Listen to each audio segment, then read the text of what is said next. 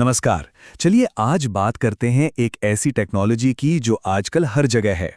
Artificial intelligence या जिसे हम सब एआई कहते हैं। ये सिर्फ कोई फैंसी शब्द नहीं है, बल्कि एक ऐसी ताकत है जो हमारे जीने, काम करने और एक दूसरे से जुड़ने के तरीके को पूरी तरह से बदल रही है।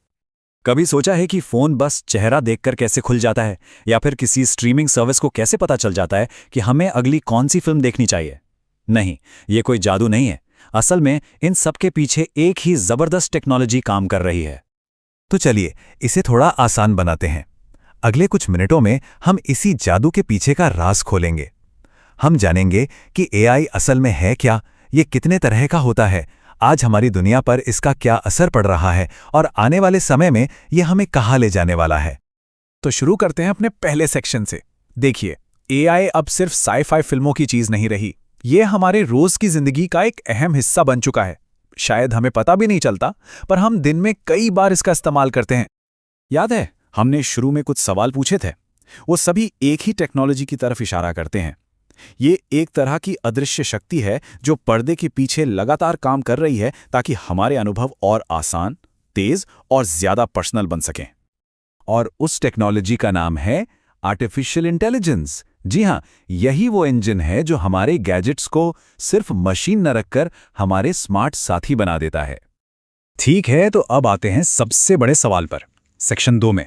आइए समझते हैं कि जब हम एआई कहते हैं तो हमारा मतलब क्या होता है। आखिर ये है क्या? बहुत ही सरल शब्दों में कहें तो एआई ऐसी मशीनें बनाने का विज्ञान है जो इंसानी दिमाग की नकल कर सकें। पर बात सिर्फ उन्हें कुछ नियम बताने की नहीं है। असली चीज है उन्हें ढेर सारे डेटा से खुद सीखने की क्षमता देना, पैटर्न पहचानने की काबिलियत देना और फिर उसी सीख के आधार पर कोई फैसला लेने या भविष्यवाणी करने की ताकत देना। अच्छा, अब बात थोड़ी और मजेदार हो जाती है। देखिए, एआई एक बहुत बड़ा शब्द है, लेकिन इसके अंदर आने वाली हर टेक्नोलॉजी एक जैसी नहीं होती। सेक्शन 3 में हम देखेंगे कि इसके 2 बहुत अलग-अलग प्रकार हैं। यहाँ एक बहुत जरूरी फर्क है। एक तरफ है नैरो एआई। आज हम अपने आसपास जो भी एआई देखते हैं वो लगभग सब यही है। ये किसी एक काम में माहिर होता है, जैसे शतरंज खेलना या हमारी आवाज को समझना।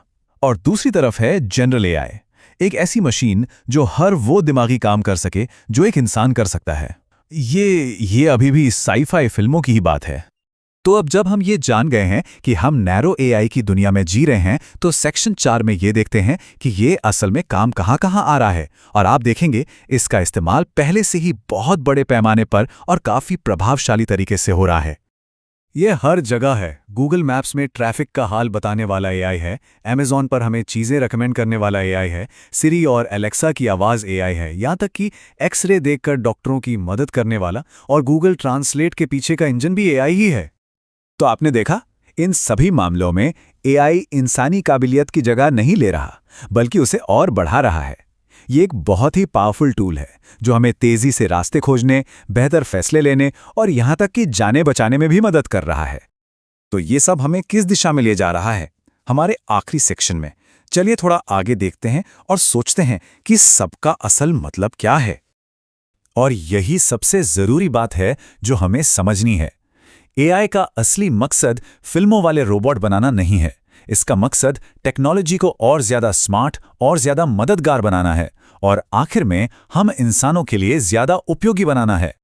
तो आखिर में हम इस एक बड़े सवाल के साथ रह जाते हैं, मशीनें असल में कितना सीख सकती हैं? उनकी सीखने की सीमा क्या है? आज हम सिर्फ नैरो एआई देख रहे हैं, लेकिन जैसे जैसे ये टेक्नोलॉजी आगे बढ़ेगी, ये इंसानियत के लिए सबसे बड़े सवालों में से एक बन जाएगी। भविष्य में क्या होगा ये तो कोई नहीं जानता, पर एक बात पक्की है, एआई का सफर तो अभी बस शुरू हुआ है।